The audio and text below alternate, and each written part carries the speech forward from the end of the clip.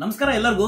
ನೋಡಿ, ಮಂಚಿ ಸಿಲ್ಕ್ಸ್ ದಾವಣಗೆರೆ ಅಂಗಡಿಯಲ್ಲಿ ವಿಡಿಯೋ ಮಾಡಲ್ಲ ಅಂತಿದ್ರು. ಇವತ್ತು 4500 ರೂಪಾಯಿ ರೇಂಜ್ದು ತುಂಬಾ ಸೀರೆ ಬಂದಿದೆ. ಆಲ್ರೆಡಿ ಬೆಂಗಳೂರು ಕೂಡ ಹೋಗಿದೆ ಈ ಸೀರೆಗಳು.